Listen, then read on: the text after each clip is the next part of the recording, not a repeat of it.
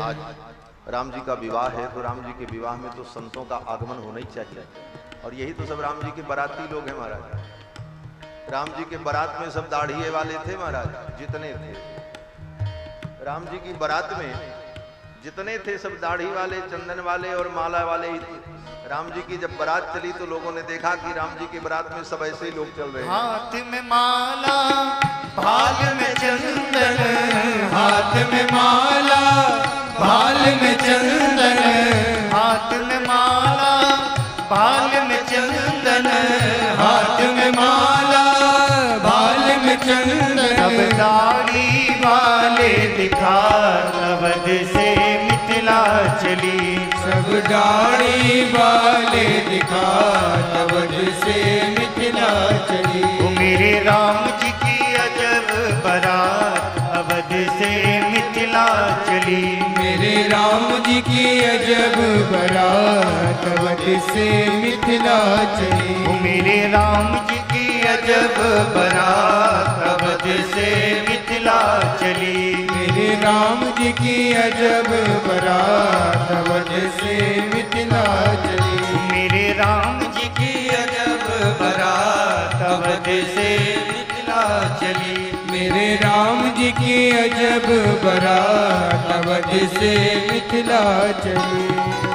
हाथी घोड़ा रथ और पालिकी, हाथी घोड़ा रथ और पालिकी, हाथी घोड़ा रथ और पालिकी, हाथी घोड़ा रथ और पालिकी।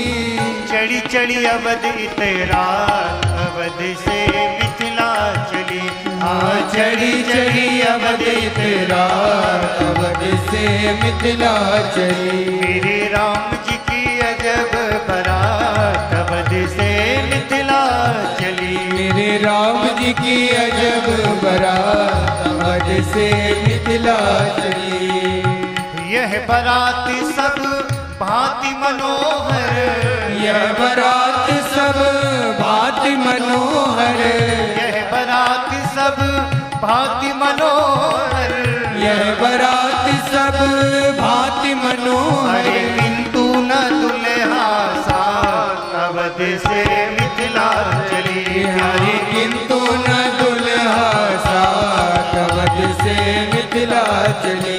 मेरे राम जी की अजब बारात अवध से मिथिला चली, मेरे राम जी की अजब बारात अवध से मिथिला चली। मेरे राम जी की अजब बारात, इस गीत को गाने का मन नहीं था, लेकिन भगवान की इच्छा थी इसको गाया जाए, इसीलिए सब दाढ़ी वाले लोग आ गए। तो प्रसंग याद आ गया कि राम जी की बारात में सब दाढ़िये वाले दिखाई पड़ रहे थे। दाढ़ी वालों की कमी थी, हाथ में माला भाल में चंदन, सब दाढ़ी वाले दिखा राम जी की अजब बारात अवध से मिथिला चली। राम जी की बारात वास्तव में अजब और अद्भुत। बोले सबसे बड़ी इस बारात की विशेषता क्या थी? बोले दुनिया में जितनी बारात होती उस बारात में दूल्हा होता, और राम जी की ऐसी बारात बोले बिना दूल्हे की बारात अयोध्या से चली, दूल्हा पहले ही पहुंच गया ससुराल में, ऐसी अद्भुत बारात। और विशेषता बोले बारात जब चलती है उसके पहले ही विवाह की तिथि तय हो जाती है, और यहाँ बारात अयोध्या से चल पड़ी और पहुंचने के बाद तक तिथि तय नहीं थी। जब सभी लोग बैठे तो विचार विमर्श करके विवाह की तिथि तय की गई। तो राम जी का विवाह तो अद्भुत है, भूतो न भविष्यति। ऐसा विवाह न किसी का कभी हुआ और न कभी होगा। यहां तक कि भगवान का भी विवाह ऐसा पहले कभी किसी अवतार में नहीं हुआ और न आगे किसी अवतार में होगा। भगवान के अनेक अवतार हुए, लेकिन किसी अवतार में ये आनंद नहीं हुआ, न मत्स्यावतार न कच्छपा अवतार। सीधी सीधी बात है भाई, मछली कछुआ का कौन विवाह करेगा? कोई करेगा? शुक्रावतार का कौन विवाह करेगा? नरसिम्हावतार, बोले नरसिम्हावतार में तो उनकी लक्ष्मी भी उनके सामने आने को तैयार नहीं है। साक्षात श्री प्रेषिता देवई ही, देवताओं ने श्री जी को भेजा कि आप जाओ, आपके जाने पर इनका क्रोध शांत हो जाएगा। लक्ष्मी जी आई और भगवान ने ऐसी गर्जना की कि लक्ष्मी जी भी लौट करके चली, तो दूसरी कौन आएगी? विवाह तो राम जी का। कृष्णावतार में महात्मा जी को मंच में बुला लो महाराज, पधार जाओ इधर। बोलो श्री सीता रामचंद्र भगवान की जय। तो वही सोफा लगा दो बगल में जाकर। बोलो श्री सीता रामचंद्र भगवान की जय। तो बंधुओं, मैं निवेदन कर रहा था कि भगवान का विवाह श्री रामावतार में जैसा हुआ ऐसा अन्य किसी अवतार में नहीं हुआ। कृष्णावतार में तो बहुत विवाह हुए, 16,108 विवाह थोक भाव में, एक दो नहीं 16,108। लेकिन किसी भी विवाह में कृष्ण भगवान को यह सौभाग्य नहीं मिला कि वो दुल्हा बनकर के जाते और सारी सरहज उनकी आरती उतारती और गीत गाती और सम्मान होता। ऐसा अवसर कृष्ण भगवान को भी नहीं मिला। अगर ऐसा अवसर कृष्ण भगवान को कहीं मिला भी तो एक बार मिला, वो भी अयोध्या के संबंध से मिला। हाँ, ये भी बता दिया, भगवान श्री कृष्ण के 16,108 विवाह हुए, उसमें एक विवाह भगवान का अयोध्या में हुआ। कृष्णावतार में भगवान का सत्या जी के साथ जो विवाह हुआ, उस समय अयोध्या के राजा महाराज नग्नजित अपनी बेटी सत्या का स्वयंवर कर रहे थे। उस स्वयंवर में भगवान श्री कृष्ण विवाह करने के लिए नहीं आए थे, घूमने के लिए आए थे। चलो देखते हैं, हमारी अयोध्या नगरी है, एक बार अयोध्या घूम लें। इस भाव से भगवान श्री कृष्ण आए और अयोध्या की गलियों में घूम रहे थे। सत्या जी ने झरोखे से देखा और भगवान को देख करके मोहित हो गई और प्रार्थना करने लगी, ये मुझे पति के रूप में प्राप्त हो जाता। अंतर्यामी परमात्मा कृष्ण ने सुन लिया। भगवान ने सोचा जब ये चाहती ही हैं तो फिर मैं इन्हें प्राप्त करके ही रहूंगा।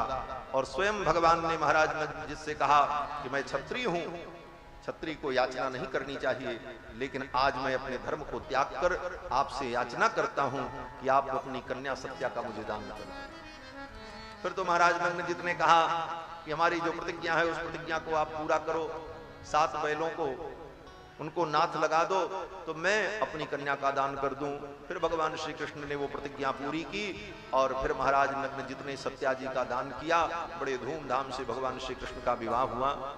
ढेर सारा दहेज दिया महाराज नग्नजित ने। लेकिन बाकी जितने विवाह हुए कृष्ण भगवान के, उन विवाह में कहीं साले साहब की खोपड़ी फूट रही है, कहीं ससुर जी से लड़ाई हो रही है, कहीं रिश्तेदारों से झगड़ा हो रहा है। इस प्रकार बड़ा तांडव कृष्ण भगवान के विवाह में, लेकिन आनंद तो राम जी के विवाह में। ऐसा विवाह न भूतो न भविष्य।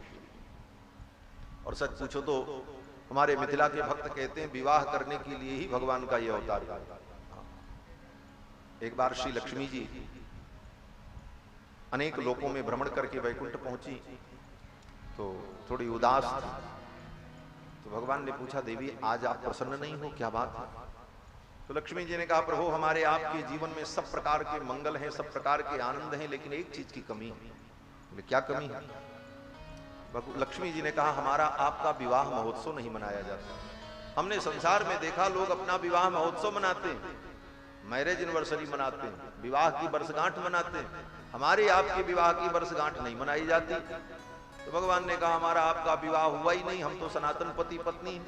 अब जिसका विवाह हो तो उसके विवाह की वर्षगांठ हो, हम तो सनातन दिव्य दंपति हैं, इसलिए हमारी वर्षगांठ नहीं होती। तो लक्ष्मी जी ने कहा, फिर ये सुख मुझे कैसे मिलेगा? हमारे आपके विवाह महोत्सव को भी लोग मनावे, वर्षगांठ मनाई जाए। तो भगवान ने कहा, फिर ये वैकुंठ में तो नहीं हो सकता, असंभव। बोले तब? बोले फिर चलो आप भी संसार में, हम भी चलें और फिर से ब्याह करें, तब सब हो सकता है। तो कैसे होगा? भगवान ने कहा, हम तो अयोध्या में अवतार लेने जा रहे हैं, अब आप भी तय कर लो। तो लक्ष्मी जी ने कहा, हम जनकपुर में प्रकट हो जाती हैं और भगवती महालक्ष्मी जनकपुर में प्रकट होती हैं, ठाकुर अयोध्या में प्रकट होते हैं और दोनों का दिव्य मंगलमय विवाह होता है और भक्त लोग प्रतिवर्ष भगवान का विवाह महोत्सव मनाते हैं। तो मिथिला के भक्त कहते हैं कि विवाह महोत्सव मनाने के लिए ही भगवान ने अवतार लिया। ऐसा अद्भुत विवाह महोत्सव भगवान का। तो दुल्हा सरकार जब तीव्र गति से चलने लगे तो सखियों ने कहा, सरकार अब तो लग रहा है जैसे बंधन से छूटी अज भागे है सखी, जैसे बंधन से छूट करके बकरा भाग रहा। बकरे को संस्कृत में अज कहते हैं। तो एक सखी ने कहा, अज की उपमा क्यों दी? उपमा और उपमेय में सादृश्य होना चाहिए। तो एक सखी ने कहा कि अज का जो नाम और गुण है वो गुण इनके अंदर भी। बोले क्यों? बोले अज का मतलब अजन्मा, और ये भी अजन्मा है, इनका जन्म नहीं होता। भय प्रगट कृपाला दीन दयाला, ये तो प्रकट होते, इनका जन्म नहीं होता, इसलिए ये अज है।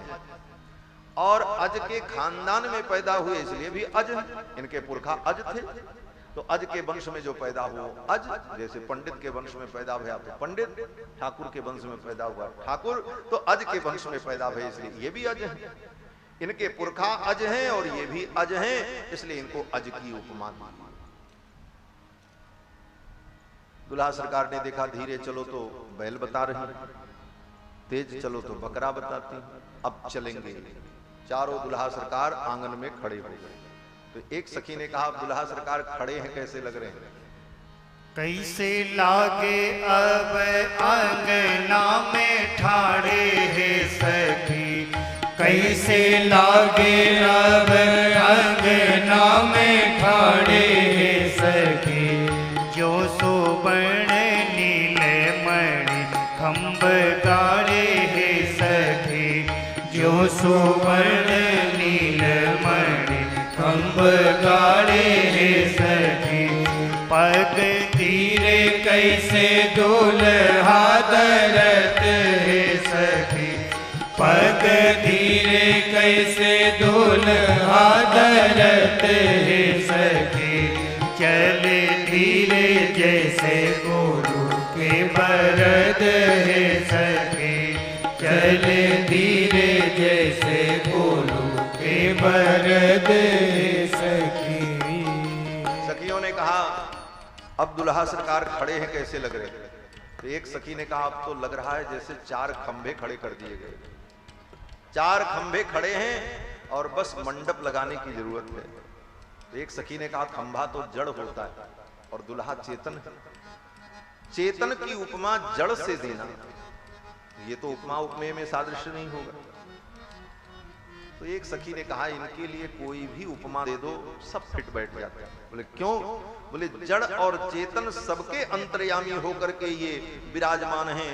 अंतर बहिश्च तत्सर्वं व्याप्य नारायण स्थितः ईशावास्यमिदं सर्वं यत्किंचित जगत्याम जगत। तो सारे जगत में परमाणु परमाणु में अंतर्यामी रूप में ये विद्यमान हैं, इसलिए इनके लिए चाहे जड़ की उपमा दो चाहे चेतन से उपमा दो, कोई आपत्ति नहीं। अब तो परमानंद हुआ। और इस प्रकार सखियां दुल्हा सरकार को लेकर के मंडप में पहुंची। मंडप में दिव्य वेदी पर चारों दुल्हा सरकार विराजमान हुए। ब्राह्मणों ने वेद मंत्र पाठ किया। अग्निमाधायतम वेद्याम विधिवत मंत्र पुरस्कृतम, विधि पूर्वक अग्नि की स्थापना की गई और आहुतियां प्रदान की गईं। जुहावग्नौ महातेजा वसिष्ठो मुनिपुंगवः। श्री वशिष्ठ जी महाराज ने वैवाहिक विधि में जो आहुतियां दी जाती हैं वो सारे कृत्य श्री वशिष्ठ जी ने संपन्न किए। और श्री जानकी जी मंडप में विराजमान हुई और श्री जनक जी महाराज अग्नि स्थापन के पश्चात, होम के पश्चात कन्यादान करने के लिए उद्यत होते हैं। हाथ में जल, कुश, दूरवा, शंख, मांगलिक द्रव्य को लेकर श्री जनक जी ने संकल्प किया कन्यादान। क्या संकल्प करते हैं? महर्षि वाल्मीकि लिखते हैं कि जनक जी ने संकल्प किया कि इयं सीता मम सुता सहधर्मचरी तव प्रतीक्षचैनां भद्रं ते पाणिं गृहिणीष्व पाणिना। जनक जी कहते हैं इयं सीता, ये सीता है।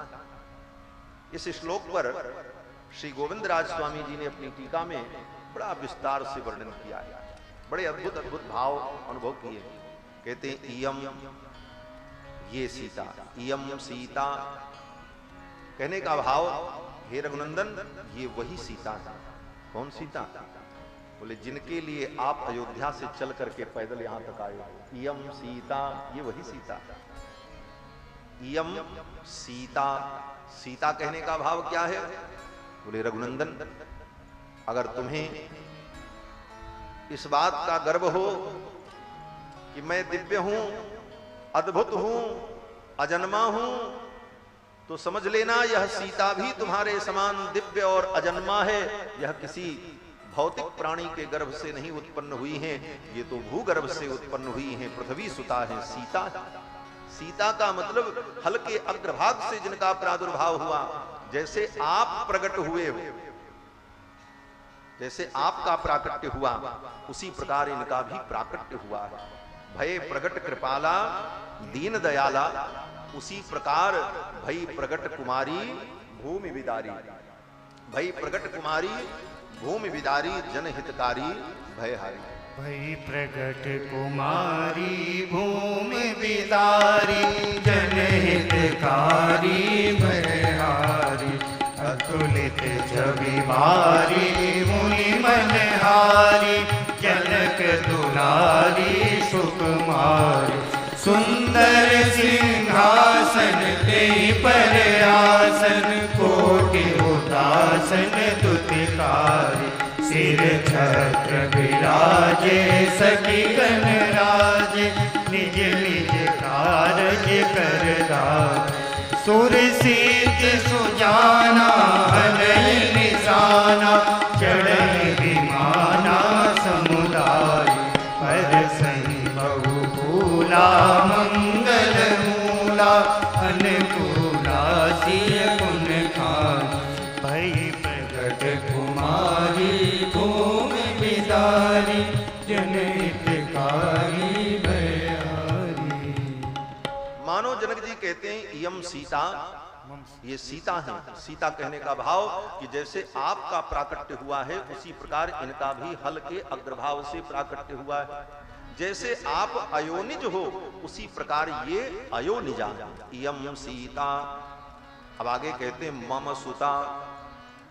मम सुता कहने का भाव क्या है?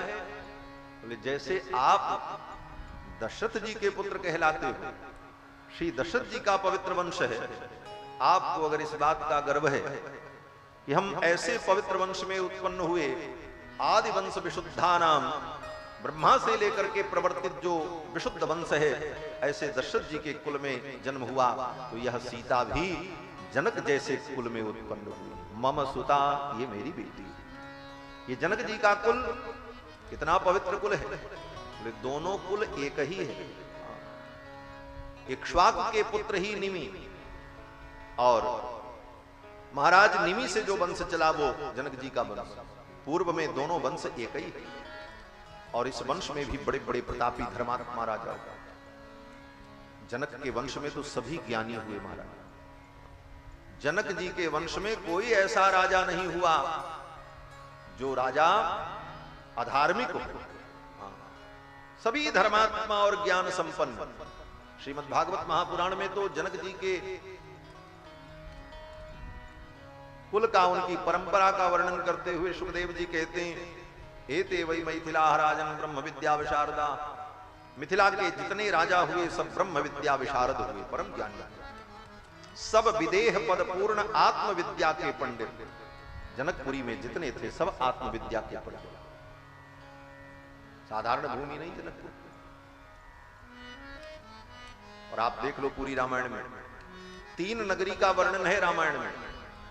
अयोध्या नगरी, लंका नगरी और जनकपुरी, मिथिला नगरी। अयोध्या नगरी में सब अच्छे हैं, लेकिन यहां भी एक दुष्टा है जिसका नाम मंथरा। और लंका में सब दुष्ट हैं, लेकिन वहां भी एक अच्छे हैं। कौन? बोले विभीषण जी महाराज। लेकिन जनकपुरी में, बोले जनकपुरी में सब अच्छे ही अच्छे हैं, वहां किसी दुष्ट का कोई नाम नहीं आता। जनकपुर में तो सब दिव्य और अद्भुत है। पुर नर नारी सुभग सुचि संता, पुर नर नारी सुभग सुचि संता। धर्मशील ज्ञानी गुणवंता, धर्मशील ज्ञानी गुणवंता। वहां के जितने लोग सब धर्मशील ज्ञानी गुणवंत। ये मिथिला नगरी। जनक जी महाराज कितने बड़े ज्ञानी।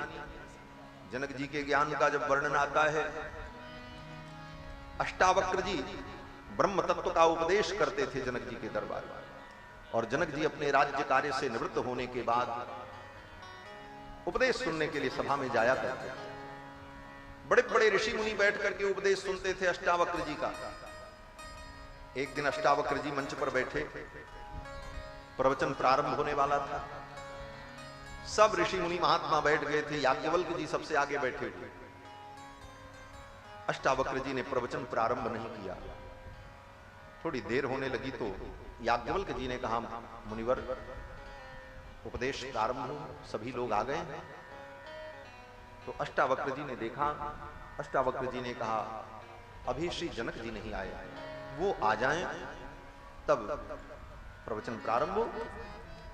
तो याज्ञवल्क्य जी को अच्छा नहीं लगा, इतने बड़े बड़े मुनि महात्मा बैठे हैं और एक राजा की ये प्रतीक्षा कर रहे हैं। याज्ञवल्क्य जी ने कहा, महाराज आपका प्रवचन तो हम महात्मा लोग सुनते हैं, ऋषि मुनि लोग, वो राजा जनक राजकाज में व्यस्त रहने वाले, वो तो केवल औपचारिकता पूरी करने के लिए आपकी सभा में आते हैं, प्रवचन तो आपका हम लोग सुनते थे। तो अष्टावक्र जी ने कहा, नहीं, मेरा प्रवचन तो केवल जनक सुनते हैं और कोई नहीं सुनता।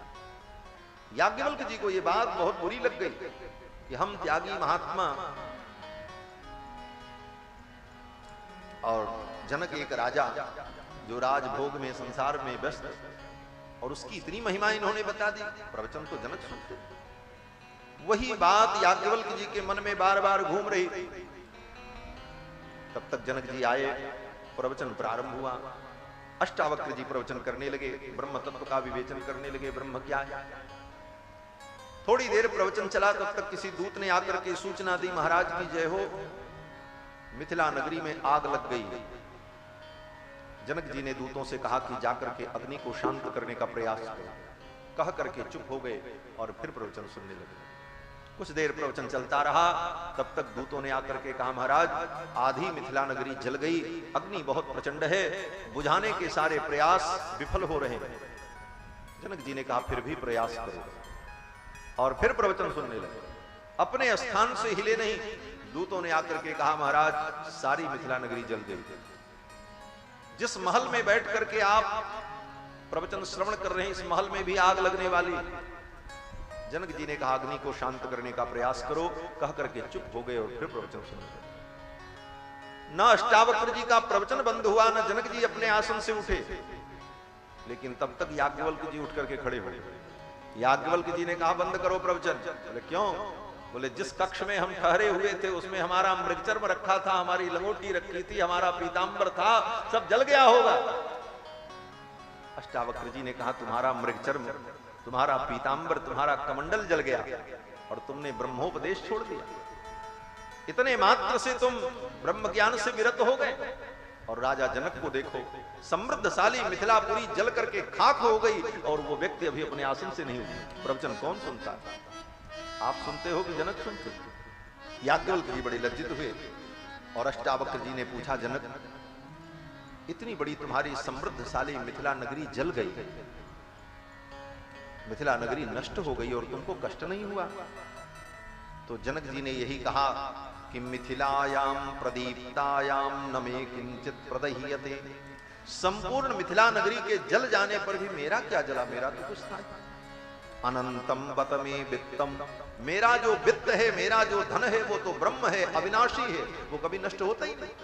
ऐसा ज्ञान जिनके जीवन में, जोग भोग मह राख्यो गोई, राम विलोकत प्रगट्यो। जनक जी महाराज ऐसे परम ज्ञानी। तो जनक जी महाराज के ऐसे पवित्र वंश में सीता जी का प्रादुर्भाव हुआ। इसलिए जनक जी कहते हैं, हे रघुनंदन, अगर रघुवंश में आपका अवतार हुआ है तो सीता भी ऐसे पवित्र कुल में उत्पन्न हुई है। यम सीता मम सुता, ये मेरी बेटी, सह धर्मचरी तव, ये तुम्हारी धर्मचरी, तुम्हारी धर्मपत्नी बनेंगी। प्रतीक्ष चैनाम भद्रम ते, इनका पाणी ग्रहण करो।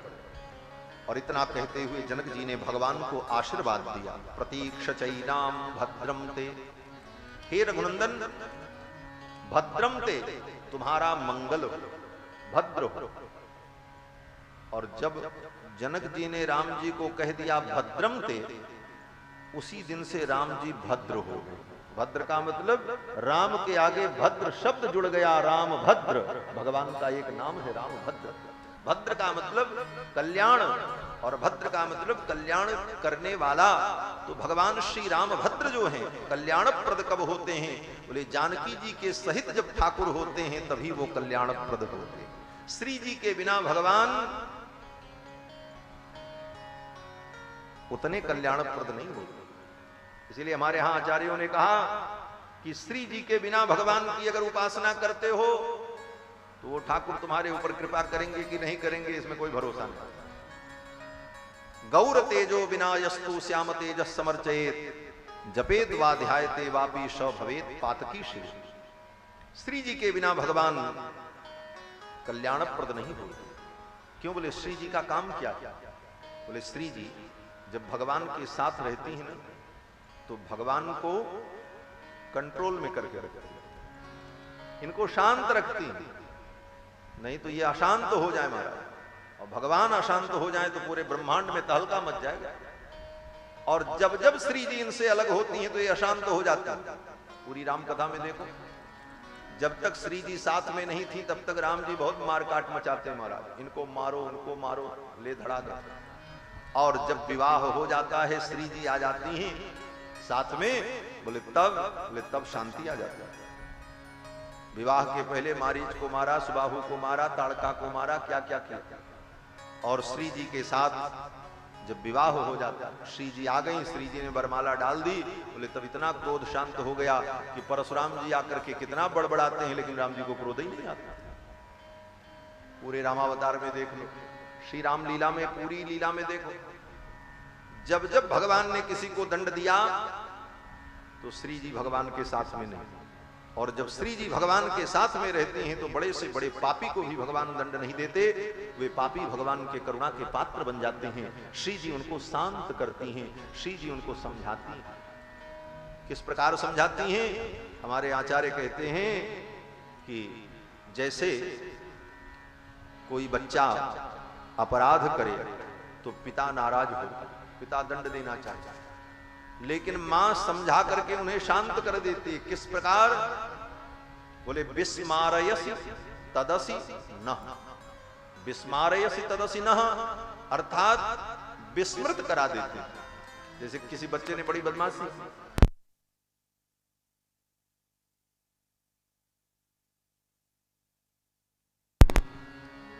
पिता नाराज हुए, इसे दंड देना, और जब दंड देने चले तो मां क्या करती है? बोले मां देखती है अब इसे मार देंगे, इसे दंड देंगे, तो करुणा के परवश आकर के मां क्या करती?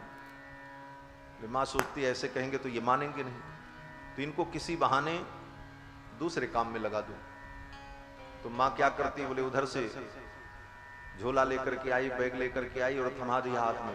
बोले कहां आप इसके चक्कर में पड़े, घर में सब्जी नहीं है, मेहमान आने वाले हैं, आप जाओ ये काम करके आओ, इसको मैं संभालता हूं। उनको तो झोला पकड़ाया, भेज दिया बाजार, जाओ ये सामान ले आओ, सामान ले आओ, और बोला इसको अभी हम डांटते हैं, तू बहुत बदमाश है, चल इधर। बच्चे को इस प्रकार इधर ले गई और उनको उधर विदा कर दिया। विस्मारयसि स्वजनयसि माता तदसि नः, इस प्रकार विस्मृत करा करके बालक की रक्षा करती हैं। यही श्री जी का स्वभाव है। तो श्री जी जब भगवान के साथ होती हैं तभी भगवान कल्याणप्रद होते हैं। इसीलिए जनक जी महाराज कहते हैं प्रतीक्षचैनाम भद्रम ते, अब आप भद्र हो गए, अब आप कल्याणप्रद हो गए। और भद्र का मतलब मंगलाशासन। जनक जी आशीर्वाद देते हैं भद्रम ते, तुम्हारा मंगल हो। विवाह के अवसर पर राम जी को आशीर्वाद दे रहे हैं जनक जी। क्यों? बोले अनुरूप वरवधो हो, वर वधु के इस अनुरूप रूप को देखकर संजोगे दृष्टि दोषों स्यात्, ऐसी दिव्य झांकी को, ऐसी जोड़ी को देखकर कहीं किसी का दृष्टि दोष न लग जाए, नजर न लग जाए। इति मंगलमासास्ते, इसीलिए जनक जी महाराज मंगलाशासन कर रहे हैं भद्रम ते। श्री गोविंद राज स्वामी जी अपनी टीका में लिखते हैं कि भद्रम ते इस शब्द के द्वारा जनक जी ने भगवान को आशीर्वाद दिया, मंगलाशासन किया। प्रतीक्षचैनाम भद्रम ते पाणिम गृहिणीष्व पाणिना, पाणिम गृहिणीष्व पाणिना का बड़ा अद्भुत भाव श्री गोविंद राज स्वामी जी ने अनुभव किया है। कहते हैं पाणिम गृहिणी स्वपाणिना, अभी तो आप इनका पाणी ग्रहण करो। पाणिम गृहिणी स्वपाणिना, अभी तो विवाह का अवसर है और विवाह के अवसर पर इस मंडप में आप मेरी कन्या सीता का पाणी ग्रहण करो। लेकिन कभी मेरी बेटी आपसे नाराज हो जाए, गृहस्थ जीवन में ऊंचा नीचा चलता रहता है, कभी कोई ऐसी परिस्थिति आवे कि मेरी बेटी आपसे रूठ जाए, नाराज हो जाए, तो हे रघुनंदन, मेरी बेटी को प्रसन्न करने के लिए, इसे मनाने के लिए इसके चरण को भी पकड़ लेना। इदानीम पाणिम गृहणीस्व, अभी तो पाणी ग्रहण करो, लेकिन ऐसी प्रणय लीला में और उस समय मान लीला में अगर मेरी बेटी को प्रसन्न करने के लिए इसका चरण भी ग्रहण करना पड़े तो चरण ग्रहण कर लेना। इदानीम पाणिम गृहिणीस्व, अभी तो पाणी ग्रहण करो। पाणिम गृहिणीस्व पाणिना, इस प्रकार जनक जी महाराज ने संकल्प करके राम जी के हाथ में ज्यों ही जल गिराया, इत्युक्त्वा प्राक्षिपत् राजा मंत्रपूतम जलम तदा, मंत्रपूतम जलम तदा, मंत्रपूत जल को राम जी के हाथ में ज्यों ही जनक जी ने दिया, देव दुंदुभि निर्घोषः, उसी समय देवताओं ने दुंदुभि बजाई, जय जयकार की और पुष्प वर्षा की। बोलो श्री सीता रामचंद्र भगवान की जय। देव दुंदुभि निर्घोषः पुष्प वर्षो महान भूत। इसके बाद जनक जी महाराज ने पुनः संकल्प किया कि लक्ष्मणा गच्छ भद्रम ते उर्मिला मुद्यताम मया, हे लक्ष्मण, इस उर्मिला का मैं तुम्हें दान करता हूं। प्रतीक्ष पाणिम गृहिणीस्व मा भूत कालस्य पर्ययः, उर्मिला का कन्यादान लक्ष्मण जी को किया और फिर भरत जी को कन्यादान किया।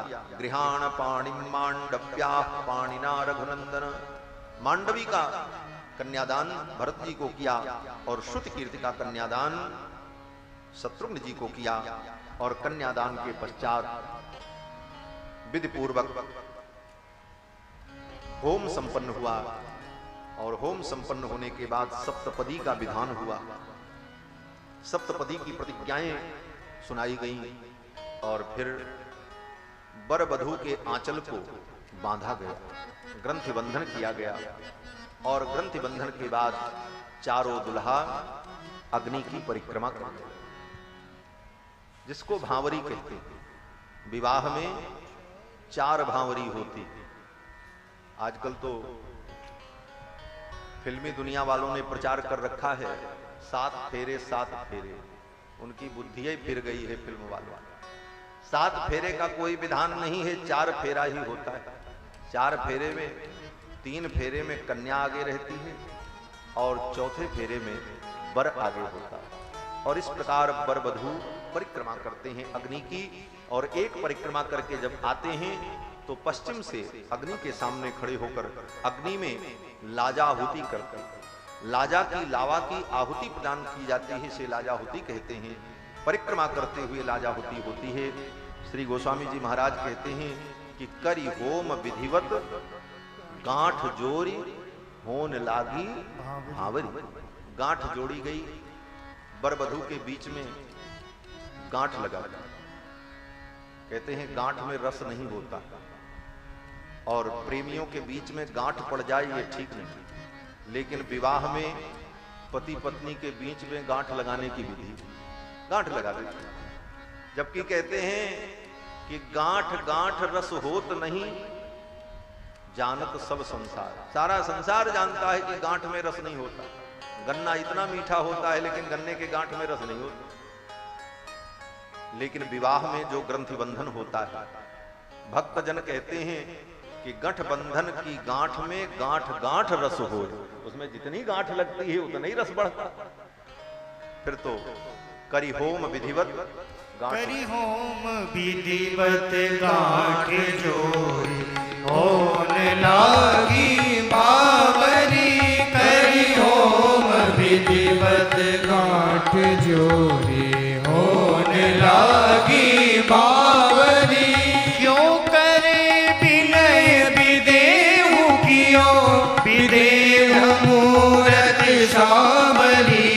क्यों करे विनय विदेहु कियो विदेह मूरत सांवरी। विधिवत गांठ जोरी होन लागी बावरी करी होम विधिवत गांठ जोरी होन लागी बावरी बावरी बावरी। चारों दुल्हा देत भंवरिया चारों दुल्हा देत भंवरिया है चारों दुल्हा देत भंवरिया है संग सोहती दुल्हन अगरिया है संग सोहती दुल्हन अगरिया है चारों दुल्हा देत भंवरिया है चारों दुल्हा देत।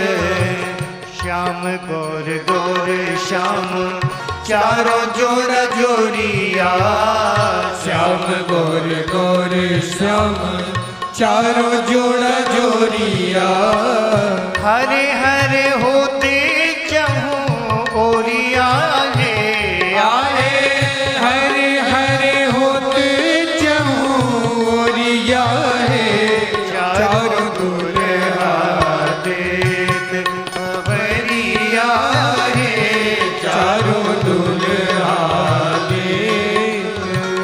सिरन पे सोहे मणिन मोर मोरिया सिरन पे सोहे मणिन मोर मोरिया दामिनी की छवि छिन छोरिया है आए दामिनी की छवि छिन छोरिया है चारों दुल्हा देत भंवरिया है चारों दुल्हा देत। रत्नारी कजरारी अजब अखरिया रत्नारी कजरारी अजब अखरिया लखी तही करे बे खबरिया है आए लखते ही करे बे खबरिया है चारों दुल्हा देत भंवरिया है चारों दुल्हा देत। आंचल चंदरिया में पड़ी है गठरिया आंचल चंदरिया में पड़ी है गठरिया बांधे हैं की बूटी बस करिया है आए बांधे हैं की बूटी बस करिया है चारों दुल्हा देत भंवरिया है चारों दुल्हा देत। नव रंग मणि लिखी शुपली सुहरिया नव रंग मणि लिखी सुफल सुहरिया लावा छरिया में भरे भरिया है आहे लावा छरिया में भरे भरिया है आहे लावा छरिया में भरी भरिया है आए लावा छरिया में भरे भरिया है चारों दुल्हा देत भंवरिया है चारों दुल्हा देत। जयति जयति जय होती चारोरिया जयति जयति जय होती चारोरिया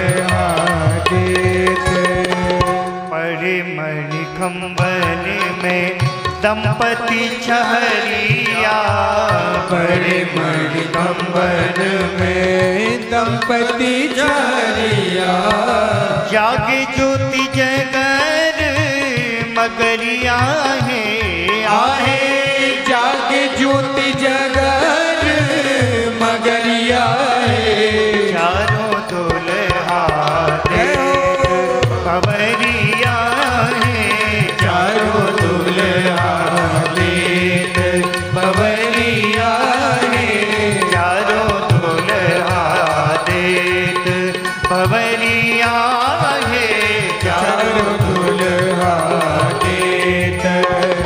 भूली ना समात लखी मोदिया की करिया, भूली ना समात लगी मोदिया की करिया, भूली ना समात लगी, भूली ना समात लगी, भूली ना समात लगी मोदिया की करिया, भूली ना समात लगी मोदिया की करिया, लली लाल लजैन लजोरिया है, आहे लली लाल लजन लजुरिया है, चारों दुल्हा देत पवरिया है, चारों दुल्हा देत पवरिया है, संगी सोहरी दुल्हन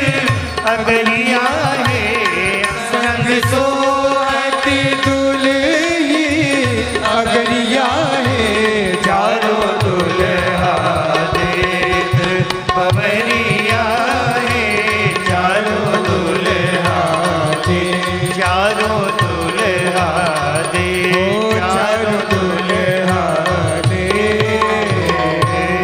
बोलो दुल्हा सरकार की जय। चारों महारानी की जय। श्री राम विवाह महोत्सव की जय। सब संतन की जय। सब भक्तन की जय। जय जय सीताराम।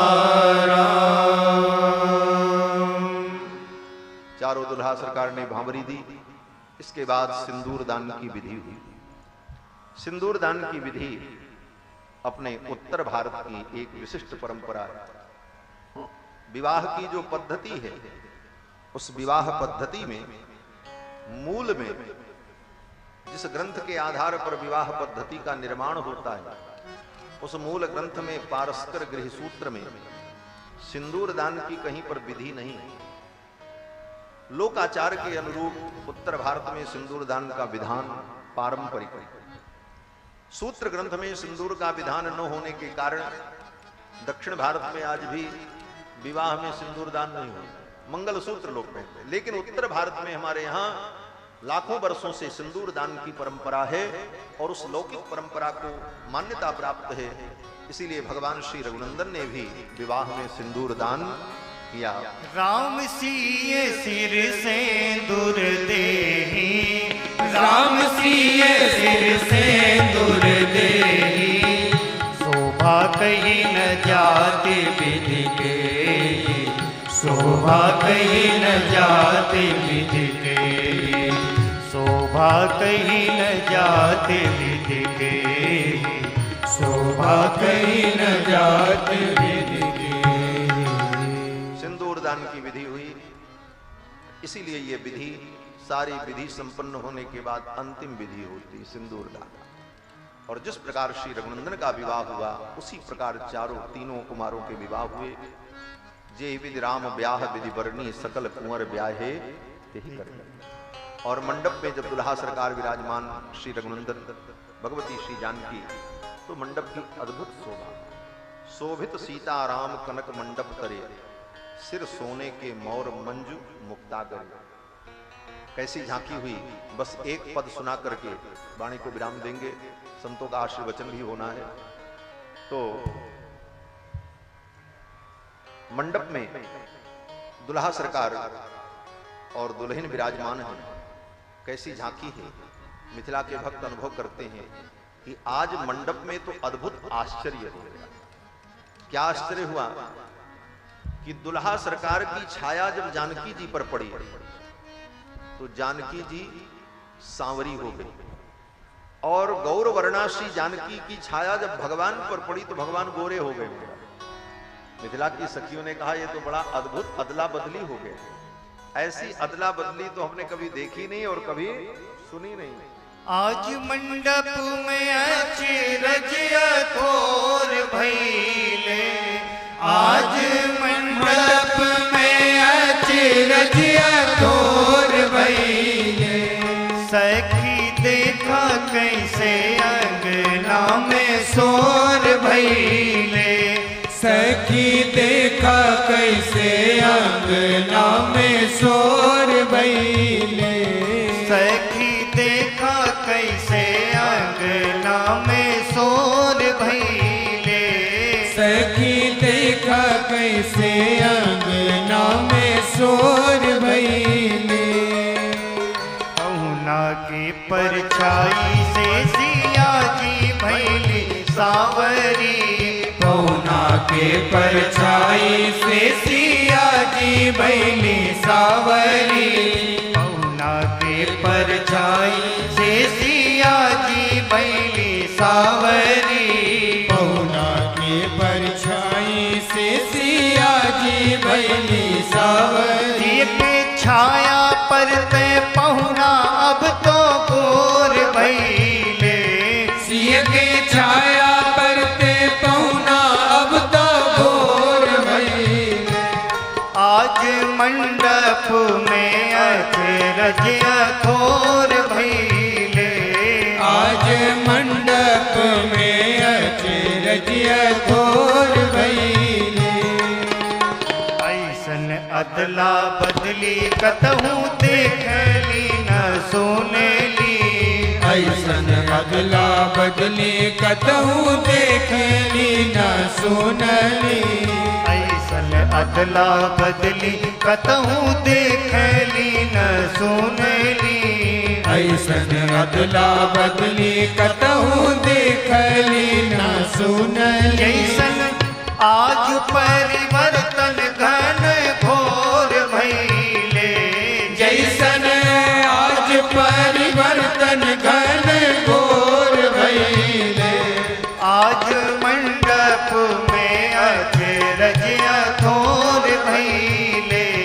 आज मंडप में अचरज अथोर भइले। दुल्हा आसमानी रंग दुल्हन रंग पियरी। दुल्हा आसमानी रंग दुल्हन रंग पियरी। ये परिवर्तन केवल दुल्हा दुल्हन में नहीं हुआ, जितने घराती बराती थे उनमें भी परिवर्तन हुआ। क्या परिवर्तन हुआ?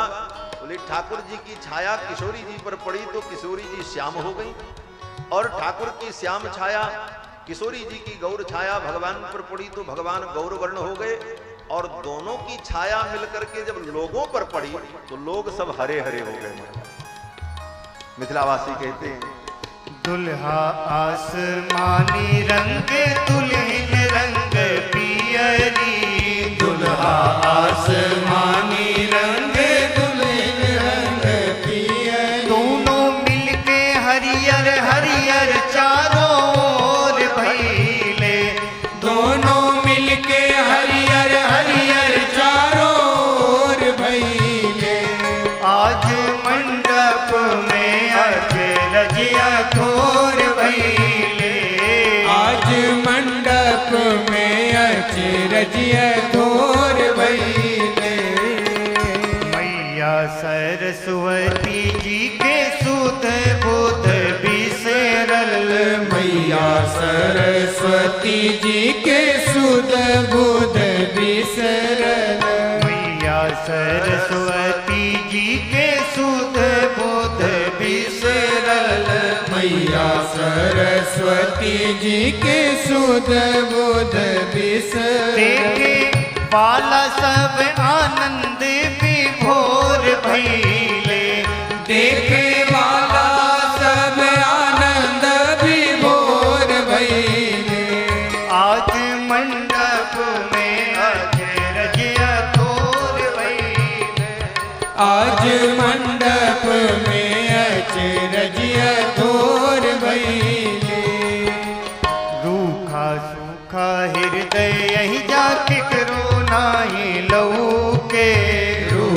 सूखा हृदय जात करो नाही लोगे।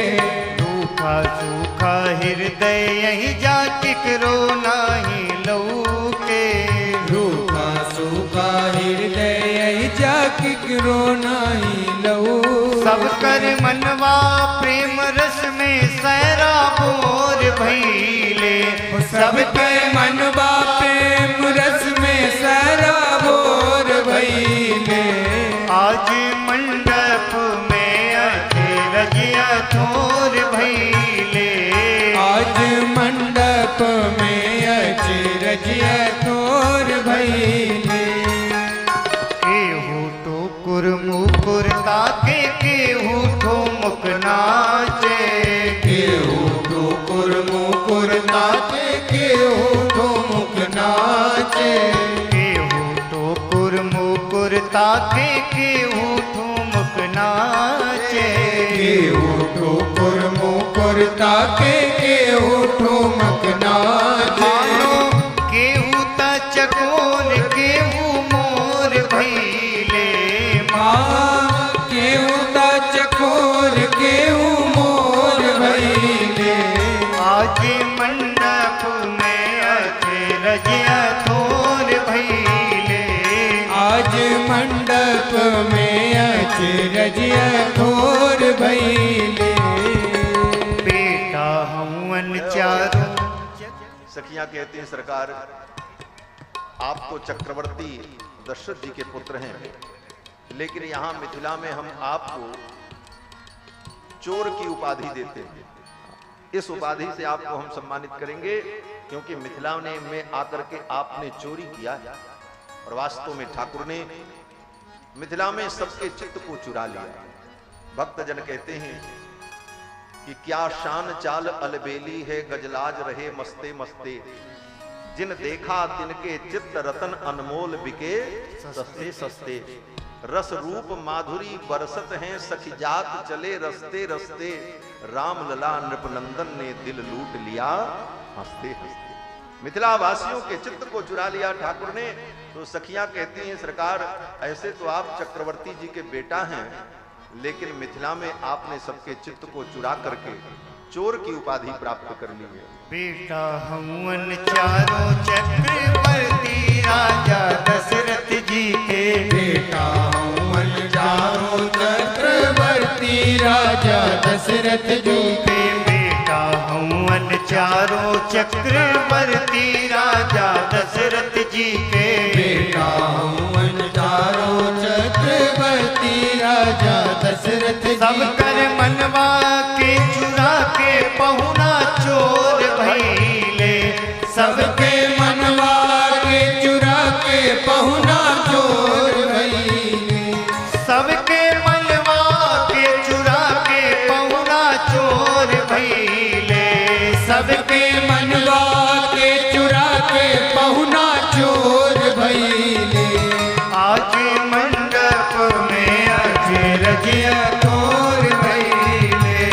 आज मंडप में अचरजिया थोर भइले। सखी देखा कैसे अंगना में शोर भइले। सखी देखा कैसे अंगना में चोर भइले। आज मंडप में अचरजिया थोर भइले। आज मंडप में अचरजिया थोर भइले। पहुना के देखी कहे नारायण ने निधि। पहुना के देखी कहे नारायण ने निधि। नारायण ने निधि। नारायण ने निधि। नारायण ने निधि। नारायण ने निधि। पहुना के देखी कहे नारायण ने निधि। पहुना के देखी कहे नारायण ने सबके हियरा में अजब अंजोर भइले। सबके हियरा में अजब अंजोर भइले।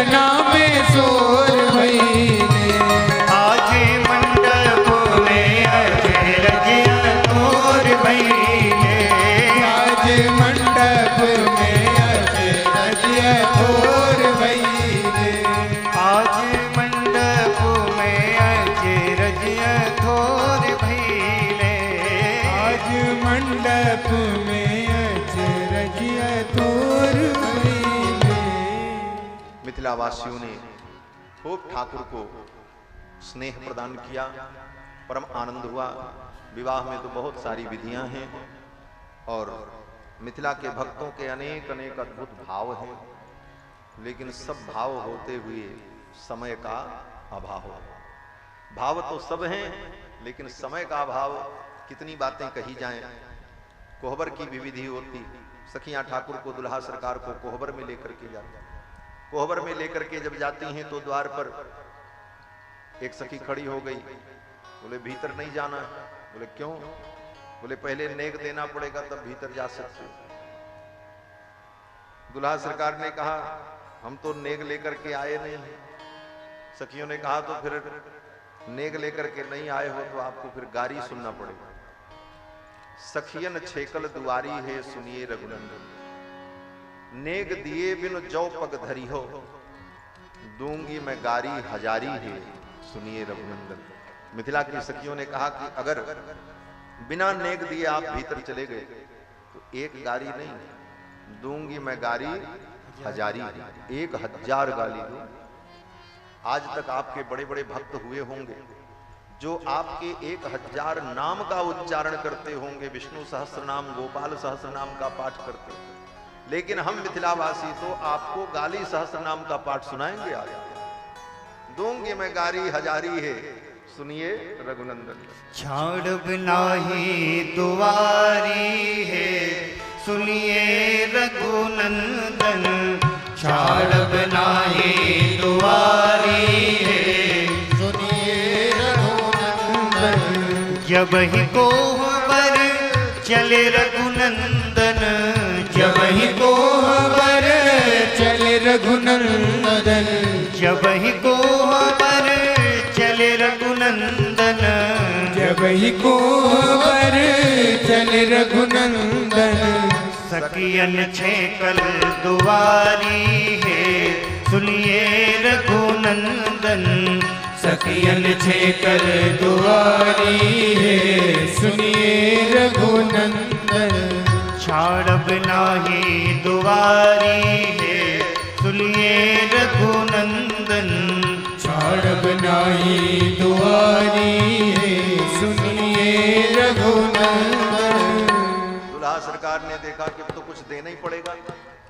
अपने पॉकेट पे हाथ रखा दुल्हा सरकार ने तो पॉकेट में कुछ था नहीं, खाली थे एकदम। तो दुल्हा सरकार संकुचित होने लगे। दुल्हा सरकार ने कहा देखो भाई हम कुछ लेकर के आए नहीं है, बाद में हम आपको दे देंगे, और कहो तो मंगा दे, मंगाने में थोड़ी देर हो सकती है, जनवासे जाएंगे फिर वहां से लेकर के आना पड़ेगा। तो सखियों ने कहा सरकार अगर आप अपने साथ कुछ पदार्थ लेकर के नहीं आए हो यहाँ तो एक उपाय है। क्या उपाय है? बोले वो उपाय अगर आप कर दो तो काम चल जाएगा। बोले क्या उपाय है? बोले वो उपाय हम नहीं बता सकते, मिथिला की सखियां ही बताएंगी। जो नहीं राखत सात पदार्थ, जो नहीं राखत सात पदार्थ, जो नहीं राखत सात पदार्थ, जो नहीं राखत सात पदार्थ। बेचो बहन महतारी है सुनिए रघुनंदन, बेचो बहन महतारी है सुनिए रघुनंदन। छाड़ बनाही दुआरी है सुनिए रघुनंदन, छाड़ बनाई दुआरी है सुनिए रघुनंदन। छाड़ बनाही दुआरी। सखियों ने बड़ा मनोविनोद किया, अनेक प्रकार के व्यंग वचन सुनाए और इस प्रकार कोहबर में लेकर के गई। कोहबर में विधि विधान हुआ। इसके बाद की विधि आती है कि बारातियों को दुल्हा सरकार को आंगन में बुला करके जेवनार हुई। जेवनार की विधि है पंच कवल करी जेवन लागे, गारी गान सुन अति अनुरागे। बारातियों को, समधी जी को, दुल्हा को, सबको आदर पूर्वक बुलाया और श्री जनक जी महाराज ने सबका पाद प्रक्षालन किया, सबको उचित आसन प्रदान किया और सखियों ने गीत गाए और दुल्हा बराती सब जीवनार करते हैं। पंच कवल करी जीवन लागे, गारे गान सुनी अति अनुराग। पंच कबल कर जेवन लागे, गारे गान सुनी अति अनुरागे, गारे गान सुनी अति अनुरागे। बाकी अनेक परे पकवाने, बाकी अनेक परे पकवाने, सुधा सरिस नहीं जाए बखाने, सुधा सरिस नहीं जाए बखाने। पर सुन लगे सुवार सुजाना, व्यंजन विविध नाम को जाना, व्यंजन विविध नाम को जाना। चार भांति भोजन विधि गाई, चार भांति भोजन विधि गाई। एक एक विधि बरन न जाई, एक एक विधि बरन न जाई। छरस रुचिर व्यंजन बहु जाति, एक एक रस अगणित भांति, एक एक रस अगणित भांति। केवत दे मधुर धुन गारी, केवत दे मधुर धुन गारी। ले ले नाम पुरुष अरुनारी, ले ले नाम पुरुष अरुनारी, ले ले नाम पुरुष अरुनारी, ले ले नाम पुरुष अरुनारी। अरे ले ले नाम पुरुष अरुनारी, ले ले नाम पुरुष अरुनारी। समय सुहावन गारी विराजा, हसत राव सब सहित समाजा। जीवनार हुई सखियों ने सुंदर गारी सुनाई। मिथिला की गारी भी ठाकुर को प्रिय है। प्रेम से भगवान को कुछ भी अर्पण करो, गारी भी अगर प्रेम से देते हो तो भगवान प्रसन्न होते हैं, क्योंकि भगवान तो प्रेम के भूखे। राम ही केवल प्रेम प्यारा, जान ले जो जानन। प्रेम से गाली भी दो तो ठाकुर स्वीकार करते हैं, और प्रेम नहीं है तो सोने की परात में 56 नहीं 56 करोड़ प्रकार के व्यंजन बना करके भगवान को अर्पित करो तो ठाकुर देखते भी नहीं। क्यों बोले? भगवान तो प्रेम का ही आरोपण करते हैं। सुन केवट के बैन प्रेम लपेटे, अटपट बिहसे करुणा अयन चितई जानकी लखन। ठाकुर को तो प्रेम प्रिय है, और प्रेम से भक्त अगर गाली भी देते हैं तो ठाकुर उसे सुनते हैं। समय सुहावन गारी विराजा, हसत राव सब सहित समाज। और सखियों ने सुंदर दुल्हा सरकार को गारी सुनाई। बस 2 पंक्तियां। छयलवा खोदई हो चुने चुने गारी, छयलवा खोदई हो चुने चुने गारी, छयलवा खोदई हो चुने चुने गारी, छयलवा खोदई हो चुनी चुनी गारी। 56 भोग 3600 व्यंजन, 56 भोग 3600 व्यंजन।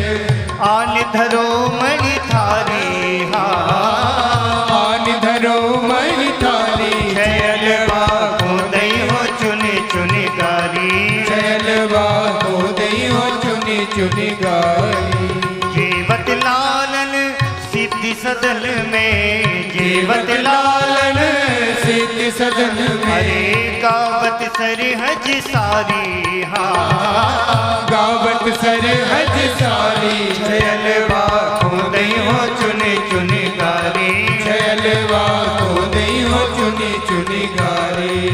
अति सुकुमारी राजकुमारी, अति सुकुमारी राजकुमारी। शांता बहिन तुम्हारी, शांता बहिन तुम्हारी। छयलवा खोदई हो चुने चुने गारी, छयलवा खोदई हो चुनी चुनी गारी। देना तो चाहिए राजकुंवर को, देना तो चाहिए राजकुंवर को।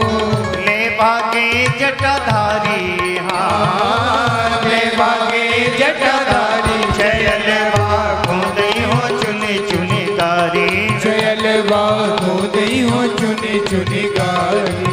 ऐसी रीत जो राजमहल की, ऐसी रीत जो राजमहल की। बाहर बाहर उचारी, बाहर बाहर उचारी। छयलवा खोदई हो चुने चुने गारी, छयलवा खोदई हो चुनी चुनी गारी। लुट ना जावे अवध नगर की, लुट ना जावे अवध नगर, अरे सिगरी कन्या कुमारी, हाँ सिगरी कन्या तुम्हारी, छयल बाखों दइयो चुनी चुनी गारी, छयल बाखों दइयो चुनी चुनी गारी, छयल बाखों दइयो चुनी चुनी गारी, छयल बाखों दइयो चुनी चुनी गारी। जेवत लालन मृदु मुस्कावत, जेवत लालन मृदु मुस्कावत, जेवत लालन मृदु मुस्कावत, जेवत लालन मृदु मुस्कावत, सिया अली बलिहारी, हाँ सिया अली बलिहारी, छयल बाखों दइयो चुनी चुनी गारी, छयल बाखों दइयो चुनी चुनी गारी, छयल बाखों दइयो चुनी चुनी गारी, छयल बाखों दइयो चुनी चुनी गारी, छयल बाखों दइयो चुनी चुनी गारी, छयल बाखों दइयो चुनी चुनी गारी। सखियों ने खूब गारी सुनाई, दुल्हा सरकार ने जीवनार की, परम आनंद हुआ। फिर तो अनेकानेक विधियां हैं, उन सारी विधियों का वर्णन संभव नहीं है। फिर भी भगवान के चरित्र का हम जितना अनुसंधान कर लें, भगवान की कथा, भगवान के चरित्र का कोई अंत नहीं है। लेकिन अपनी वाणी को, अपने हृदय को पवित्र करने के लिए हम भगवान के चरित्र का आश्रय लेते हैं। निज गिरा पावन करण कारण राम जस तुलसी करो। अपनी वाणी को, अपने जीवन को धन्य बनाने के लिए भगवान के चरित्र का हम लोग अपनी मति और गति के अनुकूल वर्णन करते हैं, अनुभव करते हैं। ठाकुर जी के दिव्य विवाह महोत्सव का हम सभी लोगों ने अनुभव किया। आज के इस सत्र में अयोध्या के विशिष्ट संत महापुरुष पधारे।